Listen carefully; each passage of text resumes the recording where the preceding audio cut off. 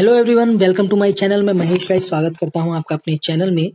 तो हम कर रहे हैं नेट का क्वेश्चन पेपर और ये क्वेश्चन पेपर है 2014 का तीसरा थर्ड क्वेश्चन पेपर है। ठीक है, ये तीसरा क्वेश्चन पेपर है और इसकी ये चौथी वीडियो क्लास है। ठीक है, 15-15 करके क्वेश्चन इसमें सारे हो गए हैं और ये दिसंबर का क्वेश्चन पेपर है।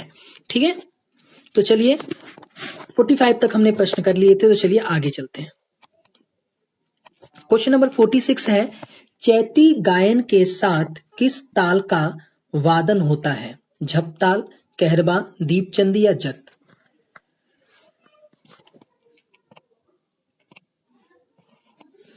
चैती गायन के साथ, ठीक है, इंपॉर्टेंट है ये।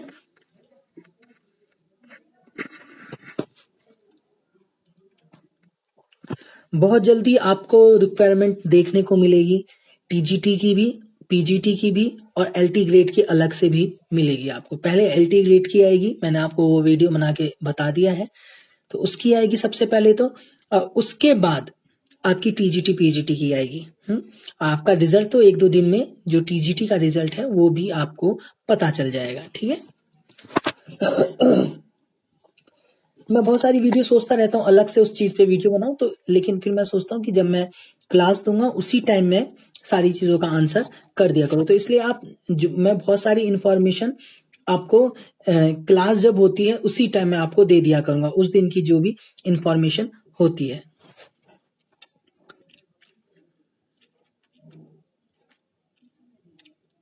सही आंसर है इसका सी, दीपचंदी। ठीक है,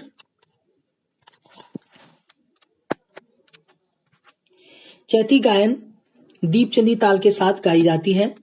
चैती चैत के महीने में गाई जाती है। चैती गीत में अपने माधुर्य, अपनी सरलता, कोमलता के लिए प्रसिद्ध है। यह एक प्रेम गीत है। इसमें श्रृंगार रस की पूर्णता दिखाई देती है। ठीक है, क्वेश्चन नंबर 47 है, वैदिक शिक्षण पद्धति में 48 वर्ष तक की शिक्षा प्राप्त करने वाले को क्या कहा जाता है? आदित्य, वसु, स्नातकोत्तर या स्नातक?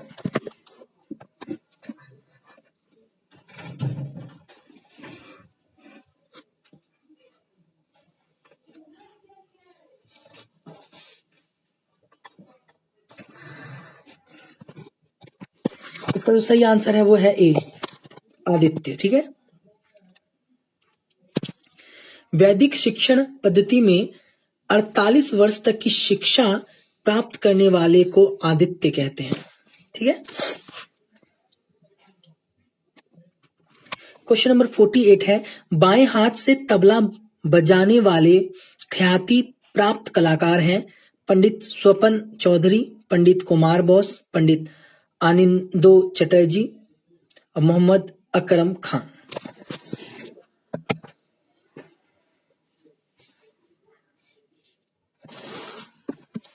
सही आंसर है इसका बी, पंडित कुमार बोस। ठीक है, बाएं हाथ से तबला बजाने वाले कलाकार पंडित कुमार बोस जी हैं। कुमार बोस का जन्म 4 अप्रैल 1953 को बंगला कणा रगास में हुआ था। बोस तबला खेलने की बनारस घराने की शैली से संबंधित है। इसको 2007 में संगीत नाटक अकादमी पुरस्कार से सम्मानित किया गया। इनको होना चाहिए, ठीक, सॉरी इनको ही है, इनको 2007 में संगीत नाटक अकादमी पुरस्कार से सम्मानित किया गया था, ये याद रखना। क्वेश्चन नंबर 49 है, तबला वादन निम्नलिखित वैज्ञानिक उपकरणों में से किस एक का प्रयोग नहीं करते हैं? लहरा या नगमा या तानपुरा या ट्यूनर या ऑक्टोपैड?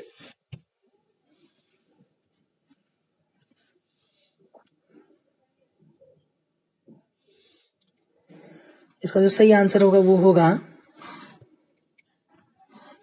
डी, तबला वादन में ऑक्टोपैड वैज्ञानिक उपकरण का प्रयोग नहीं किया जाता। क्वेश्चन नंबर 50 है, तबले का ही एक प्रकार धामा किस राज्य में बजता है? तबले का ही एक प्रकार है धामा, किस राज्य में बजता है? पंजाब, जम्मू कश्मीर, हरियाणा या हिमाचल प्रदेश?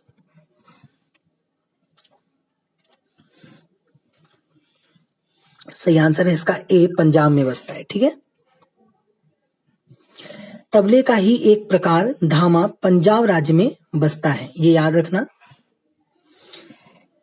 जो पहले होते थे ना, वो अलग अलग भाग करके क्वेश्चन पूछे जाते थे, तो इसलिए ये इस तरीके से भाग दो हिंदुस्तानी संगीत इस तरीके से दिख रहा है। ठीक है, तो क्वेश्चन नंबर 51 है, निम्न में से कौन सितार वादक नहीं है? Mark Levy, Allyn Miner, Stephen Slawek, Patrick मोटाल।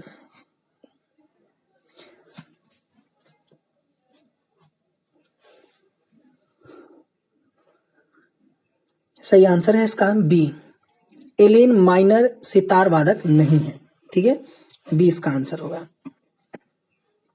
Question number 52 है, निम्न में से कौन सौंदर्य शास्त्री नहीं है? क्रोचे, कॉलिंगवुड, डुकासे, बोनीसी, बड़े।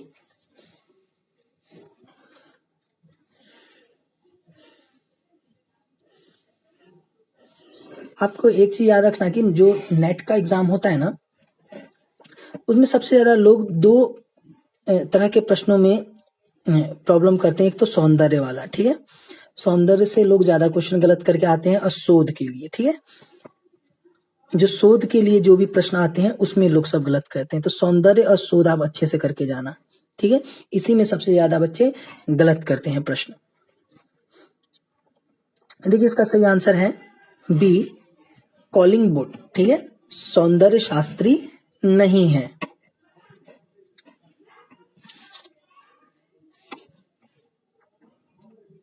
क्वेश्चन नंबर 53 है, प्रतिध्वनि का मुख्य आधार है ध्वनि आवर्तन, ध्वनि का परावर्तन, ध्वनि विवर्तन, ध्वनि का व्यक्तीकरण।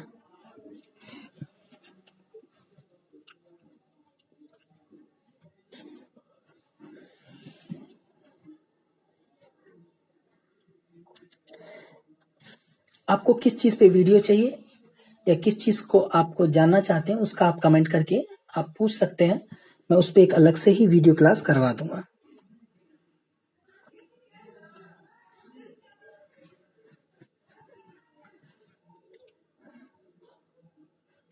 सही आंसर है इसका सी, ध्वनि विवर्तन।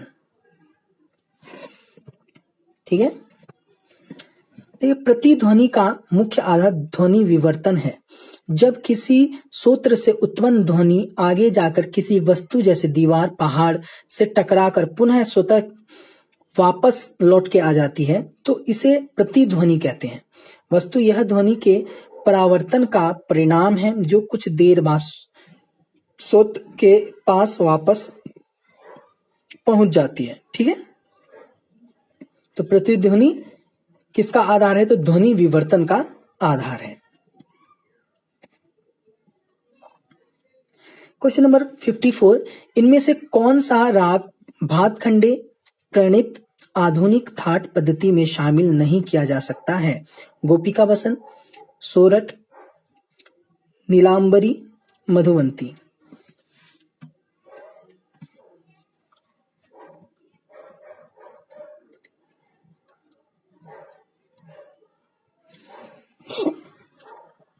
ये मधुवंती है। ठीक है, ये थोड़ा, ये जो क्वेश्चन पेपर है ना, इसमें थोड़ा मात्राओं की थोड़ी ज्यादा गलती है, वो आप याद रखना।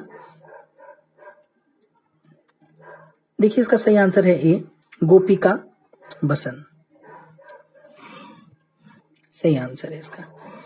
गोपिका बसन भातखंडे प्रणीत आधुनिक ठाट पद्धति में शामिल नहीं है। भातखंडे जी ने आधुनिक ठाट पद्धति के 10 प्रकार बताए हैं: बिलावल ठाट, कल्याण ठाट, आशावरी, काफी, खमास, भैरव, भैरवी, मारवा, पूर्वी और तोड़ी। ये सारे ठाट इन्होंने बताए हैं।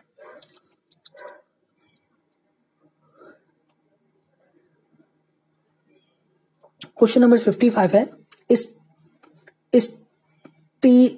Studies in Indian music and allied arts 5 भागों में किसके द्वारा लिखी गई है? पद्मा अय्यर, लीला ओमचीरी, इंद्राणी चक्रवर्ती, Premlata Sharma.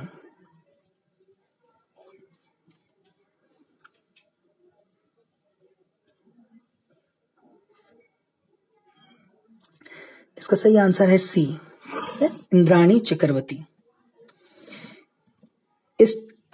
Studies in Indian music and अलार्ट 5 भागों में इंद्राणी चक्रवर्ती द्वारा लिखी गई है। क्वेश्चन नंबर 56 है, ठाकुर जयदेव सिंह की मृत्यु का वर्ष है 26 मई 1986, 27 मई 1986, 26 जून 1986 या 27 जून 1986।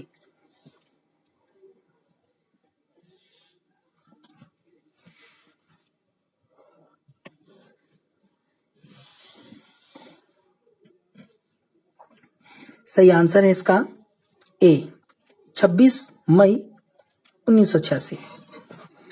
ठाकुर जयदेव सिंह की मृत्यु 26 मई 1986 में हुआ है।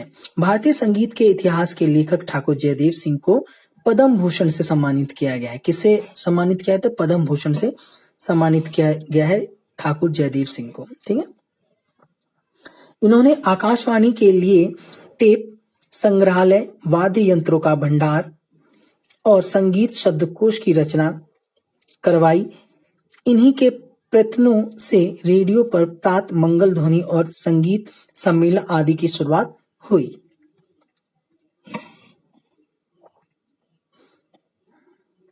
क्वेश्चन नंबर 57 है, इनमें से कौन सा घटक लोक संगीत से महत्व नहीं रखता? ए, मौखिक परंपरा, बी, प्रजल भाषा या शिष्ट भाषा, सी, सांघिक पुनर्निर्माण, डी, सम्मिश्र प्रेरणा।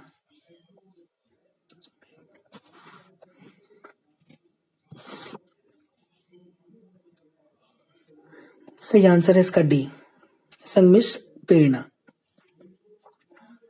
संमिश्र प्रेरणा लोक संगीत घटक में महत्व नहीं रखता। वैदिक काल में संगीत की शिक्षा पूर्ण रूप से मौखिक रूप में दी जाती थी। इसमें गुरु अपने शिष्य को गाकर या बोलकर सिखाता था। ठीक है, डी आंसर इसका होगा। क्वेश्चन नंबर 58 है, आधुनिक ठाट राग वर्गीकरण का बीजरोपण कौन से ग्रंथ में किया गया है? राग विभूत, राग मंजरी, राग माला, राग तरंगिणी।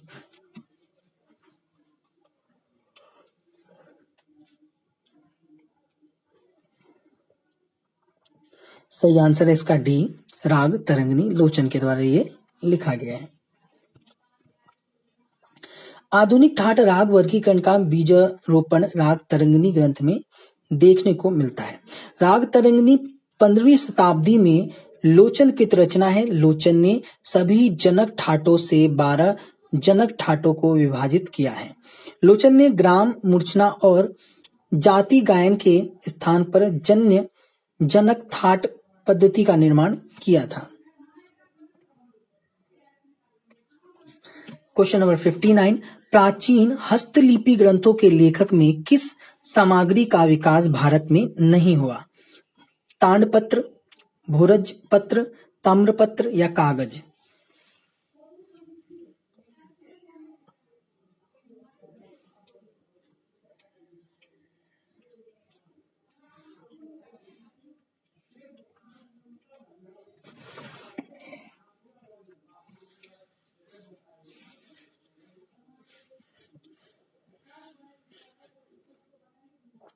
इसका सही आंसर होगा ए, प्राचीन हस्तलिपि ग्रंथ के लेखक में तांडपत्र का विकास भारत में नहीं हुआ है। ठीक है, ए आंसर इसका होगा। चलिए आगे चलते हैं। क्वेश्चन नंबर 60, किस ग्रंथ या हस्तलिपि ग्रंथ पर शोध कार्य किस प्रकार का शोध कहलाता है? वैज्ञानिक, प्रयोगात्मक, ऐतिहासिक, सर्वेक्षणात्मक।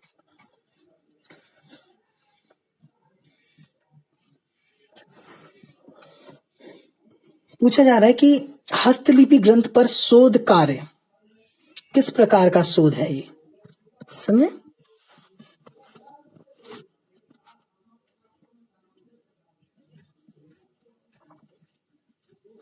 सही आंसर है इसका बी, प्रयोगात्मक है। ठीक है,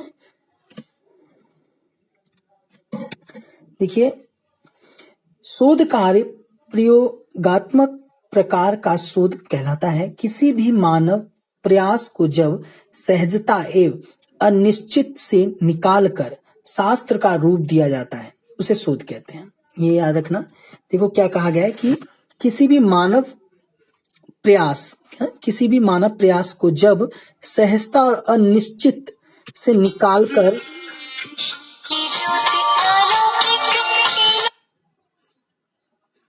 2 मिनट।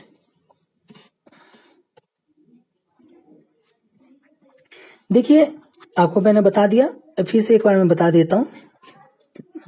किसी भी मानव का प्रयास को जब सहजता एवं अनिश्चित से निकालकर शास्त्र का रूप दे दिया जाता है। देखो, मानव का प्रयास जब सहजता और अनिश्चित से निकालकर शास्त्र का रूप दे दिया जाता है तो उसे शोध कहते हैं। ये याद रखना, ये लाइन, ठीक है पूरी।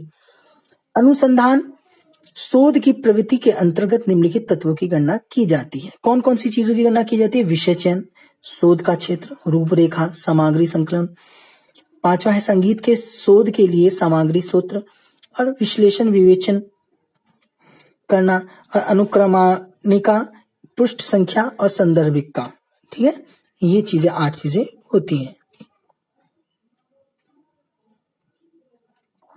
तो ये थे आज के हमारे कुछ प्रश्न, 15 प्रश्न, और इसके बाद इसकी एक और वीडियो क्लास होगी और ये क्वेश्चन पेपर पूरी तरीके से हो जाएगा। ठीक है, तो मुझे उम्मीद है आप सभी को अच्छा लग रहा है। अच्छा लग रहा है तो चैनल को सब्सक्राइब कीजिए, लाइक कीजिए, बेल आइकन को प्रेस कीजिए। कोई भी प्रॉब्लम होता है तो वो कमेंट करके आप पूछ सकते हैं। बाकी टेलीग्राम का जो लिंक है वो मैंने डिस्क्रिप्शन में दे दिया है, वहां पे आप जाके देख सकते हैं। बाकी टेलीग्राम का नाम स्क्रीन पे दिख रहा होगा आपको, ऑल म्यूजिक एग्जाम के नाम से टेलीग्राम का नाम है। डिस्क्रिप्शन में मैंने उसका लिंक दे रखा है, वहां से जाके आप डायरेक्ट टेलीग्राम में जुड़ सकते हैं। अगर आप जुड़ना चाहते हैं तो वहां से जुड़ सकते हैं। बाकी आपको एक चीज जरूर करना है, वो है कि चैनल को आपको शेयर जरूर करें। कर भला तो हो भला। सभी को, जितने भी आपके पास ग्रुप है, सभी चैनल में आप शेयर करें ताकि लोग सबकी हेल्प हो पाए। मैंने इसलिए ये YouTube चैनल खोला है ताकि लोगों की हेल्प हो सके। ठीक है, तो आज के लिए इतना ही। जय हिंद, जय भारत। Thank you everyone.